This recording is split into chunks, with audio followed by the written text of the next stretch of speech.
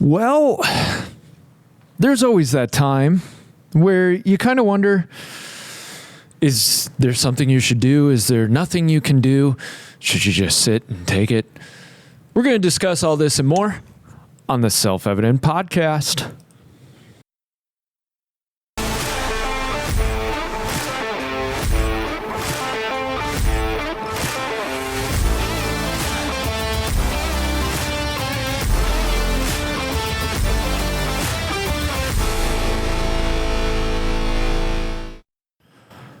Welcome to the Self-Evident Podcast. You got Mike Massey, should be tuning in at some point today.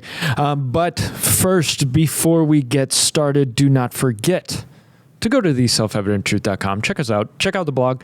Get yourself some merch. Shirts are great. You can get yourself some resources. We got our Constitution course. We got books. We got all kinds of stuff. And don't forget, guys, hey, we have a fundraising drive that we are doing right now. Our goal is $30,000. Shouldn't be too hard, shouldn't be too bad for us, but please, by all means, go to theselfevidenttruth.com, click that donate button if you feel so inclined to give, if it's on your heart to give. I know some people have a problem with us putting out the fundraiser right away, but we don't care.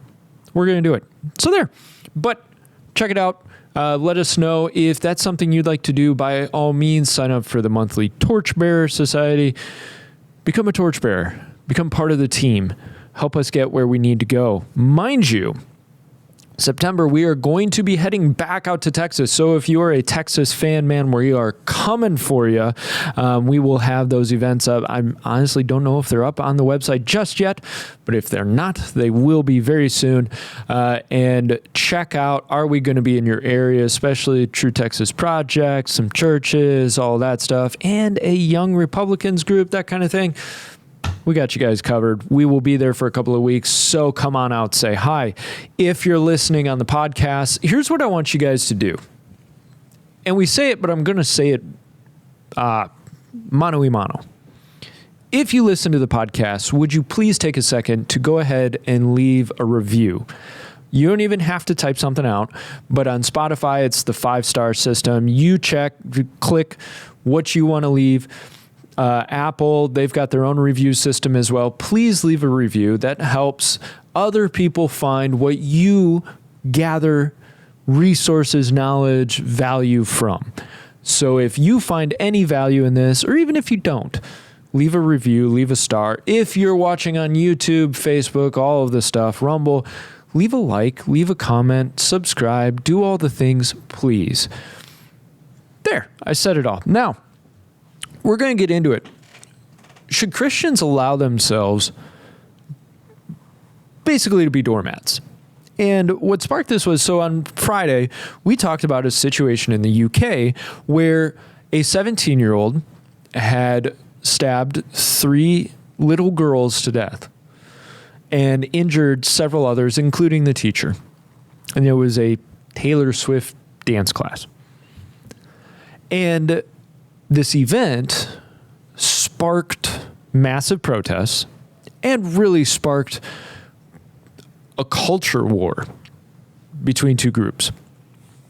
And one of our viewers on Friday made a great mention of one of the things that really made the problem worse was they didn't come out right away with the identity of who did it. So people started making the assumptions who did it. And the easiest assumption to make, especially with a stabbing attack in Europe, is illegal migrant, Muslim. And this got me to thinking about this concept of when a group moves into a new area, they've got a choice to make. Are they going to assimilate to the dominant culture? Are they going to become part of that culture? Are they going to stand off and do their own thing?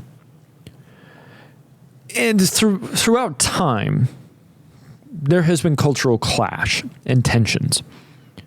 Even so back as far as biblical times and before then, a group would invade, and this happened especially to the Israelites, and they would pull them out of their nation and throw them into a foreign land and kind of disperse them. And the whole intent with that was to get them to assimilate. and get them off their own ground, unstable, and help them assimilate into the dominant culture that they've been forced into. And I was thinking about this concept of all of these riots and these upheavals. Now, maybe you don't know or you haven't been watching, which part of why we do this is to help you stay up to date on, hey, what's going on? Bangladesh is now seeing riots and upheaval. So their PM, a secularist, fled the country, and now Hindus, which are about 8% of the population, are being targeted by massive groups of Muslims. Their villages are being burned, people's bodies are swinging from bridges, and there are accusations of women being forced into slavery. And a lot of people will say, well, Islam is a peaceful religion. And don't be surprised if this gets shut off. By all means, if it does, go to Rumble, go to Spotify, go to Apple, find us on an alternative platform that doesn't close this off. But this is an important discussion, especially for the Christian in America, because what we're witnessing around the world will not stay around the world. And the Christian has to be decided in their mind, how are they going to respond when there's massive cultural shift going on. And I think back to the Crusades, and we're going to just have a short conversation about, okay, what were the Crusades and what was happening during that time? And normally when you hear about the Crusades, what you think is Christians trying to conquest and destroy Jews and Muslims and take over their lands and take over the Holy Lands. There were plenty of atrocities that happened. But the problem is, what happens is you take an atrocity and then you blow it up, and that's all that was going on. Now, about 1610, Islam's created by Muhammad. And almost immediately, it goes on this war path of conquest. And it's expanded throughout North Africa and then is making its way through the Middle East towards Europe. And after the beginning of the 11th century, so it's towards the 12th century, almost 1100, and you've got areas like Constantinople, which was a Christian citadel, it was a Christian capital, falls to Islamic groups. And then Nicaea, which we remember the Council of Nicaea, where the church really started to get together and figure out, okay, what's standard doctrine for all of us? That falls too. And of course, for hundreds of years, people on the Mediterranean coast, they're being pulled away in slave trading. Now, what you might not think about, because in the U.S., all we talk about is the U.S. slave system and how U.S. is a horribly racist country with massive amounts of slaves, and it's our original sin. Nobody else had that sin. Mind you, the Ottoman Empire dwarfs the U.S. in terms of slaves traded and brought through. And guess what? The majority of slaves were white. So there was this whole movement going on, slave trade, all that. And finally, and there were rulers on the edge in Europe that were seeing this conquest coming their way, and they're pleading with the church, help us figure this out. So what does the church do? Catholic Church says, fine, okay. So they wrangle up a bunch of knights, mercenaries really, and they say, look, we'll protect your lands, we'll give you property, we'll cut your taxes, just help us. Now, why? Because people were trying to make the pilgrimage. This was a time where pilgrimage and holy relics and all of that were very big in the church. And pilgrimage was also a big idea for them. So they wanted to make it to Jerusalem on a holy pilgrimage. And guess what? It was very dangerous for Christians because they had to walk through basically a whole field of Islam to get there. And then, mind you, Christians in Jerusalem and around the Holy Land were also being persecuted. And there were rumors and allegations of massive evil things going on to Christians. So finally the church said, fine, okay, we're going to step up and try and do something here. And so that's how the Crusades started. And when things would happen, especially there were instances of genocide against Jews. And guess what? When the Pope found out about that type of stuff, done, you're out. Even when Crusaders decide to sack some cities that they didn't have permission to do, done, you're out, excommunicated. So it wasn't like there was just this free-for-all that the Pope was like, just kill everybody. But I think about that situation, and I think about, okay, if you have massive groups of people who are moving in that are antagonistic towards you, your culture, your way of life, your faith, and there is absolute accessibility in their own belief system for violence and oppression upon you, dominance over you, does the Christian have the ability to step up and say, no, you don't have that right? And so often we as Christians, we say, well, turn the other cheek. You need to turn the other cheek. AKA this sense of pacifism. And I really wonder, like, this sense of pacifism, where does it lead? Now, I am not talking of, so therefore roving gangs of Christians should go out and commit violence. Not by any means, any stretch of the imagination. What I'm wondering is, do you hit a point where culturally Christians can create a boundary and say, we will not allow our faith, our culture, our society to give in to another one just because that other one says they want control? I'm going to let that sink in for a second. Just because somebody comes and demands it all from you, are you required to give it up? Is that what Scripture says? Is that what the Bible tells us as followers of Christ and sons of the Father or daughters of the Father? So Deuteronomy 20, mind you, this is when God is laying out the law. The Father is laying out the law for us. Flat out says, when you go out to battle against your enemies, and see horses and chariots and people more numerous than you, do not be afraid of them, for the Lord your God, who brought you up from the land of Egypt, is with you. When you are approaching the battle, the priest shall come near and speak to the people. He shall say to them, Hear, O Israel, you are approaching the battle against your enemies today. Do not be faint-hearted. Do not be afraid or panic or tremble before them. It even goes on to teach how to siege a city. Teaches laws of warfare. Also, you had David, who was a man of war, who was after God's own heart. Now, God told him, you can't build my temple, dude. You got blood on your hands. But your son will build it. Okay? And David accepted that. Then you've got the Israelites who were required to go before God before they could go to war. They had to go to the Lord, seek the Lord's wisdom and guidance on the situation before they could go out to battle.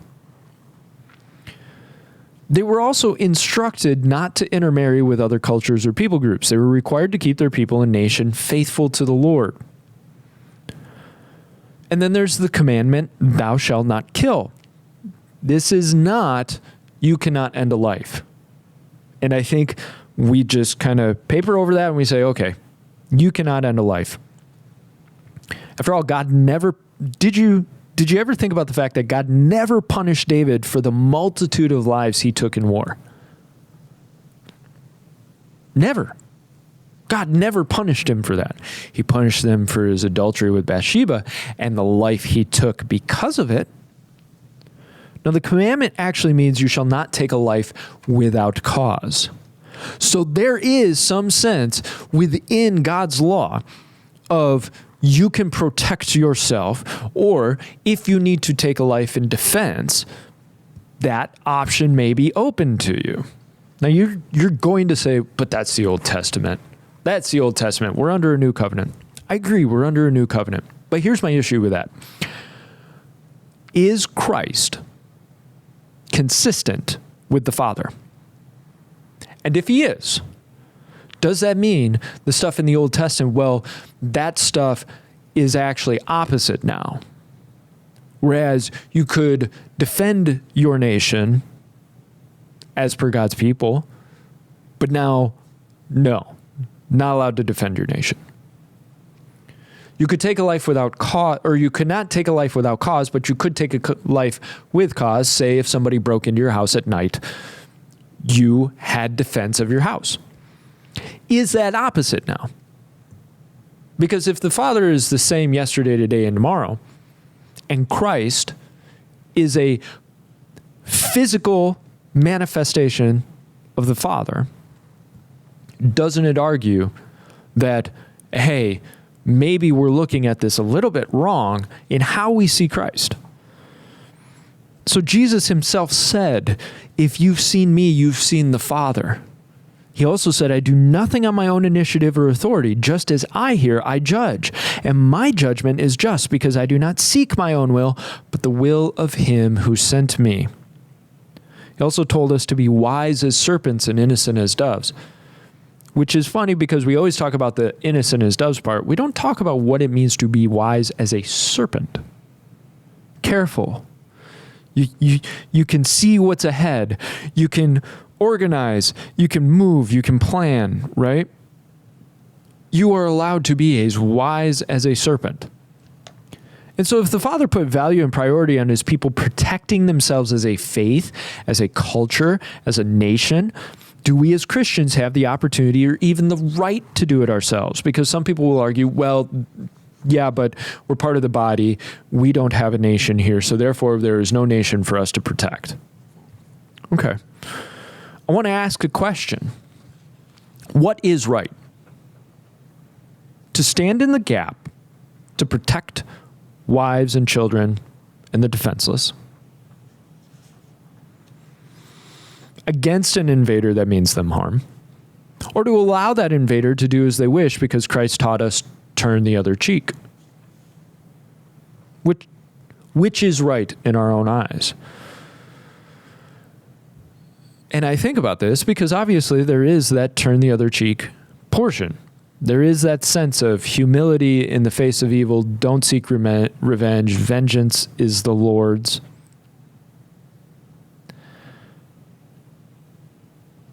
And so if Christ turned the other cheek, and after all, right before it, he said, do not resist an evil person. Well, there it is. You must watch as invaders carry your wives and children from your house.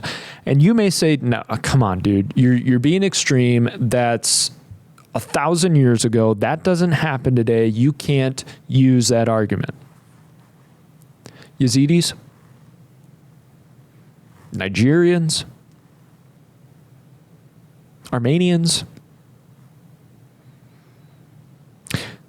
assuming this is actually happening, Bangladesh, the Hindus, it's happening to them.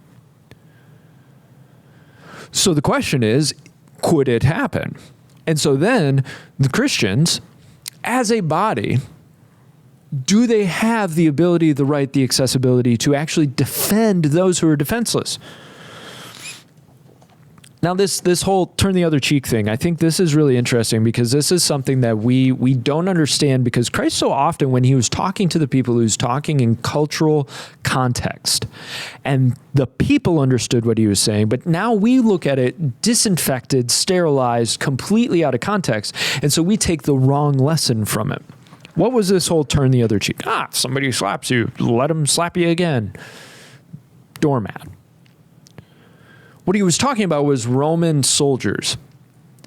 Romans viewed the Jews as second-class citizens. Now, there were two ways to slap somebody, which was basically to set them straight.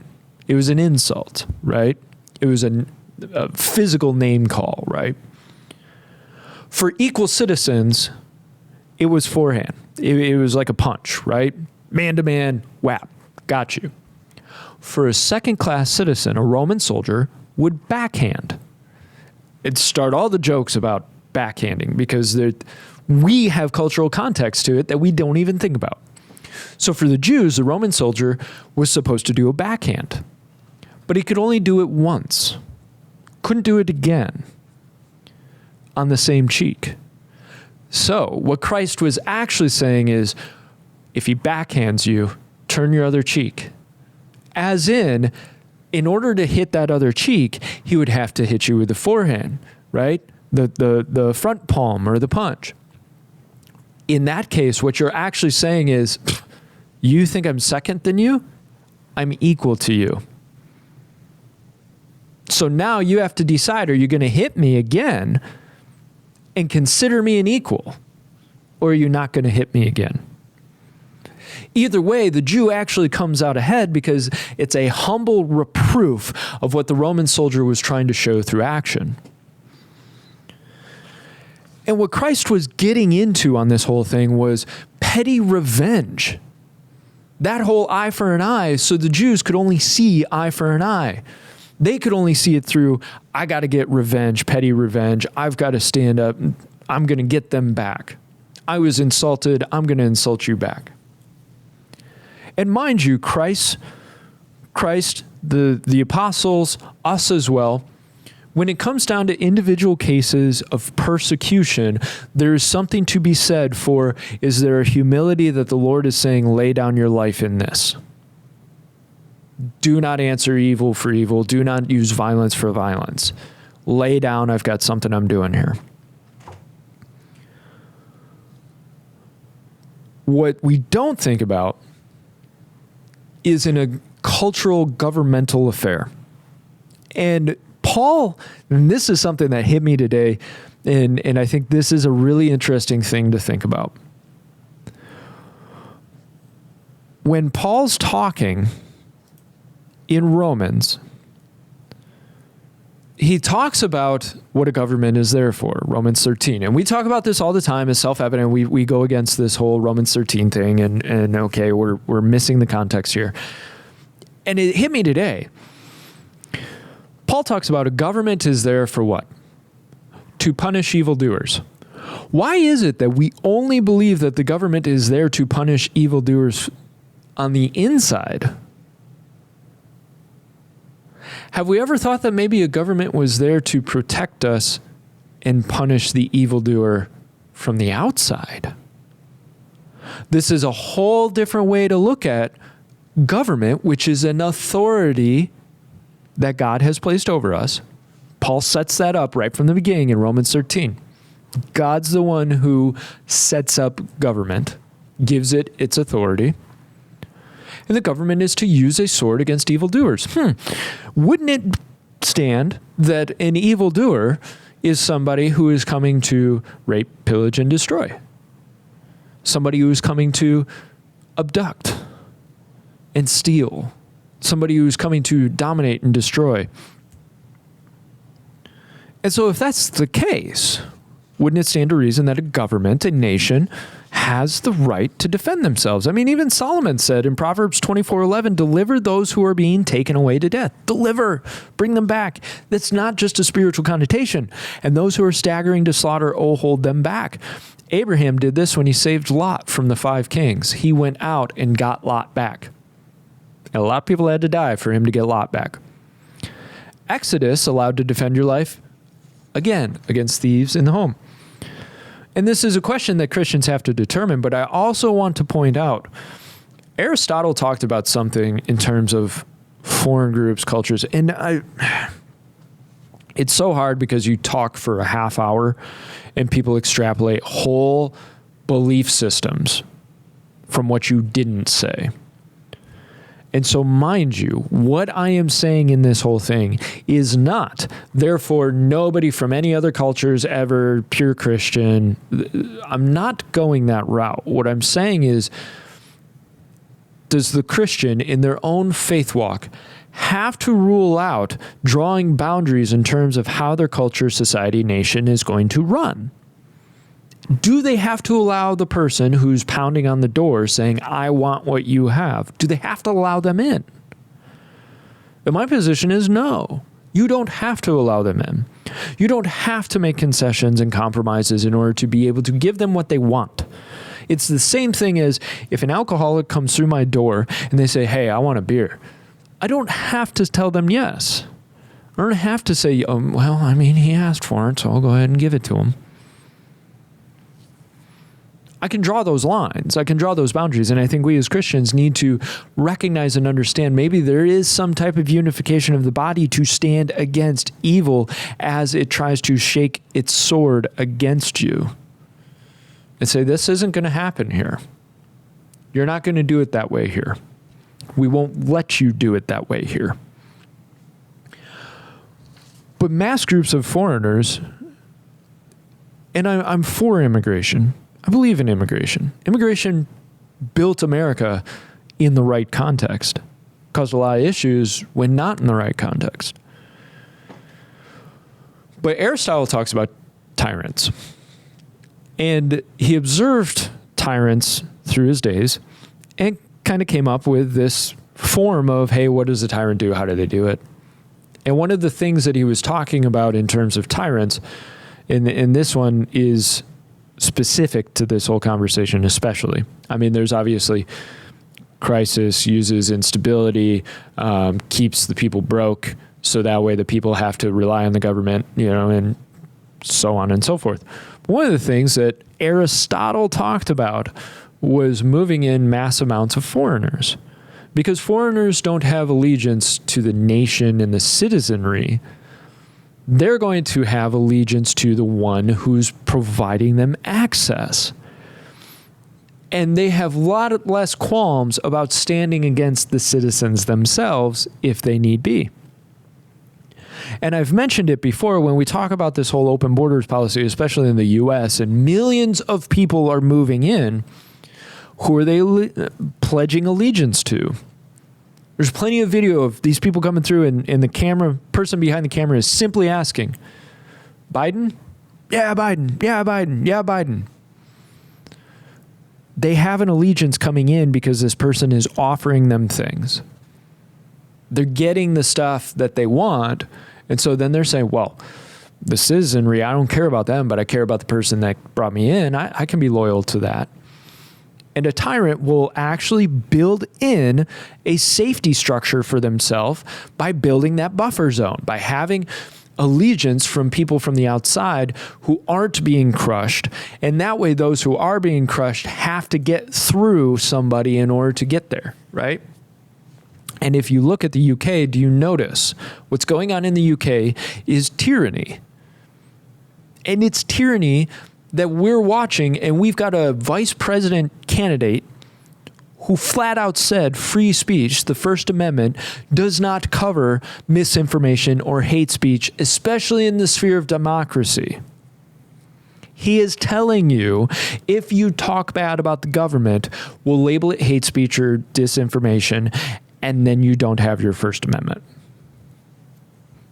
That's tyranny. And in the UK, they are flat out telling people, we will use the full force of the law if you so much as retweet something that is seen as misinformation. It's tyranny putting itself into position. And we've watched this mass movement into European countries, and we're watching it here at the US, and you can't help but look and say, boy, almost seems like it's coordinated. And the question the Christian has to ask themselves, and this is where I think if you look at, say, the structure of the Catholic Church, there's more of a unity within the Catholic Church in terms of macro organization. Because we in the Protestant movement, the Reformation movement, we all have our own denominations, and it's a lot harder to get people to work together. And I'm not making a judgment on who's right and who's wrong. All I'm saying is there is a better aspect of mobilization within the Catholic Church, I think, than the Protestant side. That is minor in this whole conversation. But the conversation remains to be, does the Christian body need to start unifying and having that hard conversation of what do we want to protect for our kids, for our grandchildren? Because if I look at you and I say, well, I need to be passive, I need to be a pacifist, I can't make a boundary, I can't say anything ill about another people group, another culture, another religion, because then I'll be xenophobic, and that's not the love of Christ. Then I have to wonder, am I hating my progeny by not stepping up and saying, look, no, this isn't right for our nation. This isn't right where we're going. And if you want to argue, yeah, but Christ grows in times of persecution. Tell that to Syria. Tell that to Lebanon. Tell that to Constantinople. Tell that to Nicaea. Oh, wait, those names changed and have not changed back. You've got plenty of areas that were massively Christian. Because despite what you're told and what you want to believe, Christianity is not a white man's religion. It's a Middle Eastern religion. And there are massive areas that have disappeared under the weight of another religion. And so my question is, how many kids over the generations grew up in an oppressive nation, unable to hear the word of the Lord because it was being oppressed by another religion? And you can make yourself feel better and say, yeah, but Christ is going to get to them. Yeah, could be. We also have a role to play. We also have a responsibility in issues. Ezekiel himself was told, if you don't go out and say what I've given you to say, the blood will be on your hands. So there's responsibility in his life. Now, I don't necessarily take that to mean, so therefore, if you don't go out and say what you have to say, that same pact is on you. Although I lean towards maybe yes. I think we have a lot more responsibilities than we think we do. And what we do is we tell ourselves, I don't have to worry about it. I shouldn't think about that. We do the same thing with politics.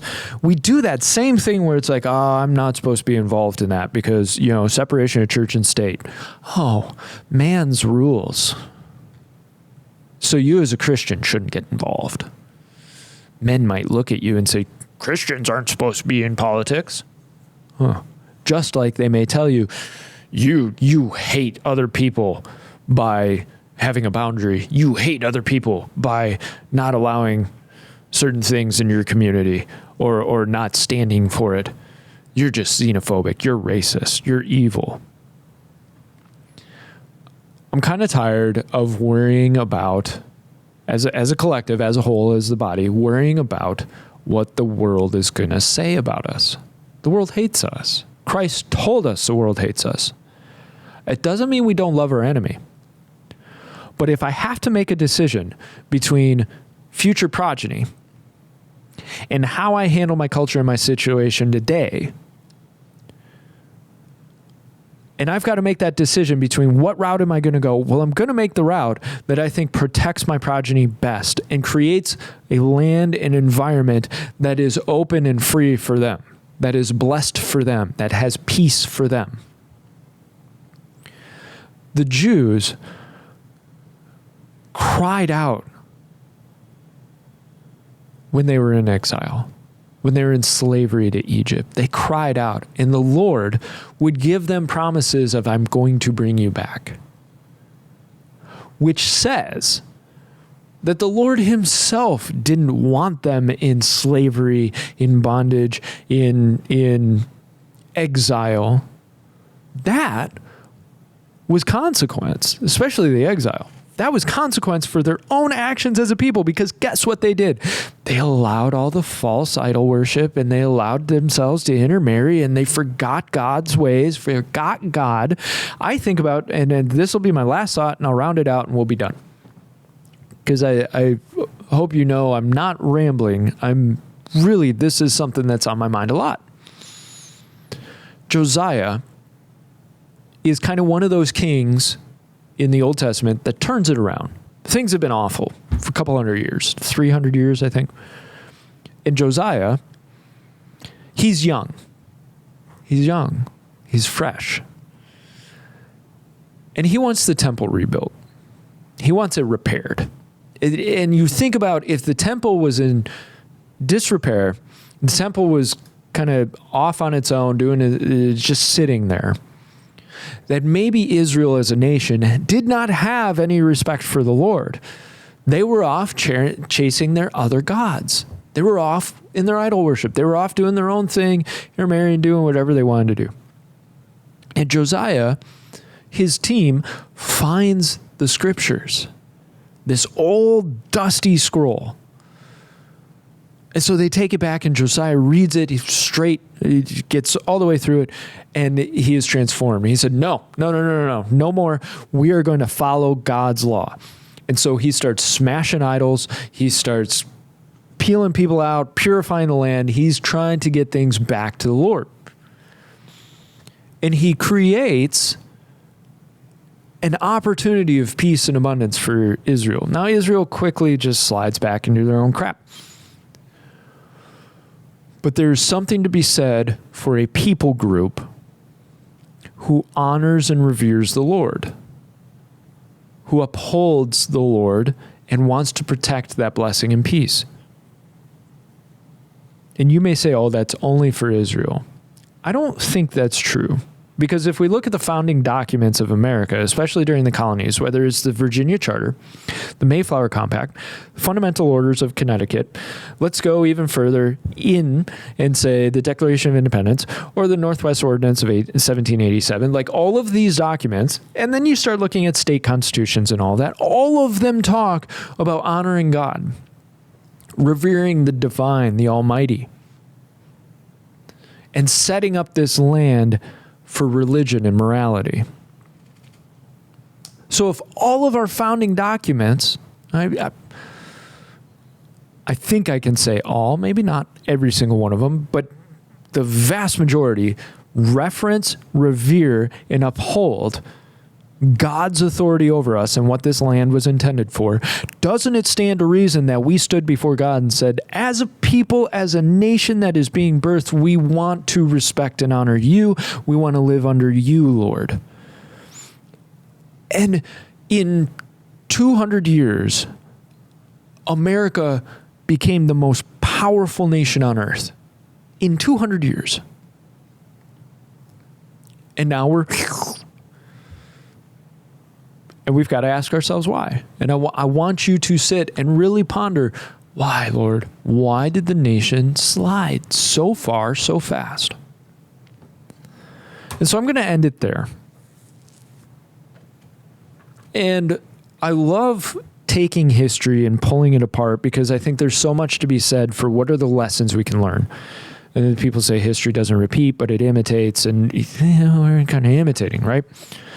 And so I want you to think about, what is God calling Christians in America to do at this moment? And what do we have knocking on our door that in even the next 30, 40 years could drastically transform America? And that's why I think global politics is so important. Because all you have to do is look out your window across the street and see what's going on at your neighbor's house. And if your neighbor has left his door open and now all of a sudden people are just waltzing right in and carrying his furniture out, maybe you learn a lesson from, okay, maybe I should lock my door. And I'll invite my friends in, and I'll invite the people in who are close and the people who want to be in my home and respect my home's laws and boundaries. But if people just want to steal my TV and hurt my family and all of that, well, maybe I won't open the door to them. And you can call that xenophobic, you can call it racist, but I urge you to look out at the world and see what's going on, and see what's going on in our own nation. Have you seen what's been going on with the Venezuelan gangs that are setting up shop in America? Or MS-13 that has set up shop in America? If for some reason we think, oh, well, we just got to accept it. We got to take it. And the problem is our government is a tyrannical government because it is no longer protecting its own people. It is setting up protection for those who are not us, those who are coming from the outside. And so our beef isn't even necessarily so much with the person who, hey, I get an offer, I take advantage of the offer. Part of me doesn't blame you. But our beef is with this structure that has set itself up against us. And our beef is with anybody who wishes us harm. So I'll leave it at that.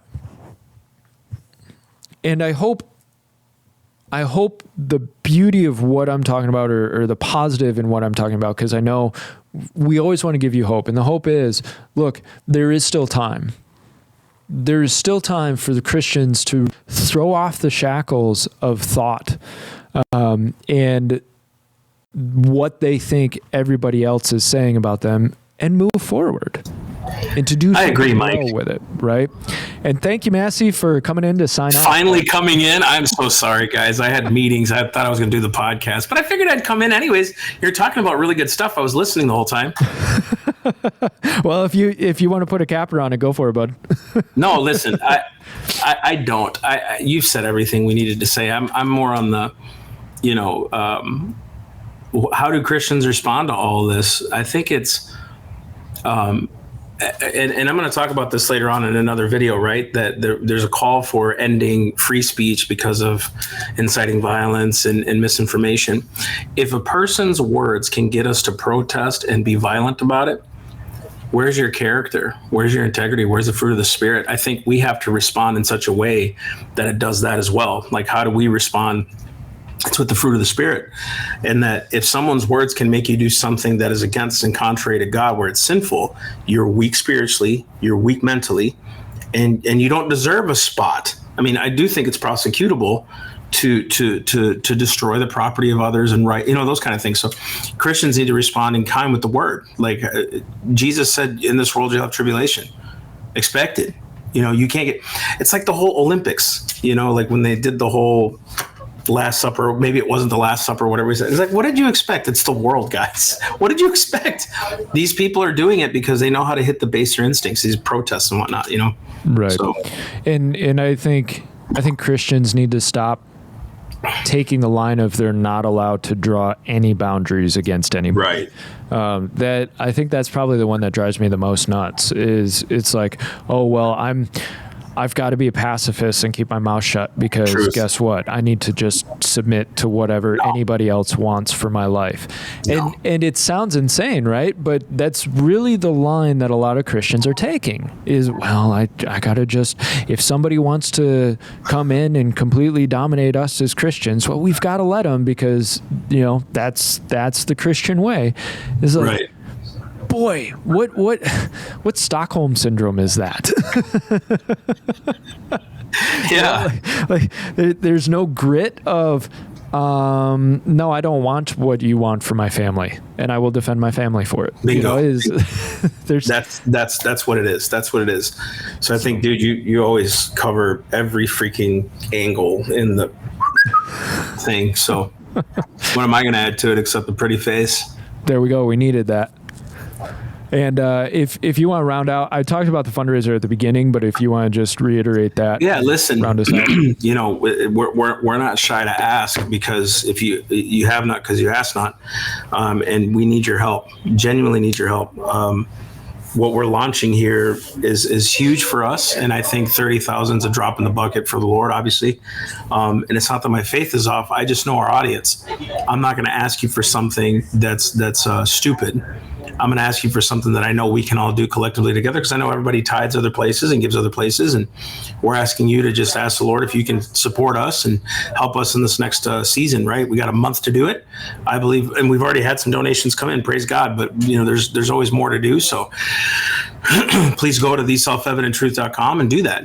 Please be a part of what we're doing. We're doing a lot for the youth. And I'm really, really humbled by people wanting to support us and continue to support us. So if you want to sign up to be a monthly sponsor, please do that. You can be a torchbearer, just like down here, theselfevidenttruth.com. You can even make just a one-time donation there to hit the goal. But we've already had a couple of people join the monthly donation train, which is great. Thank you for that. And it's just going to help us keep going, doing what we do, so we can go generate more revenue out there.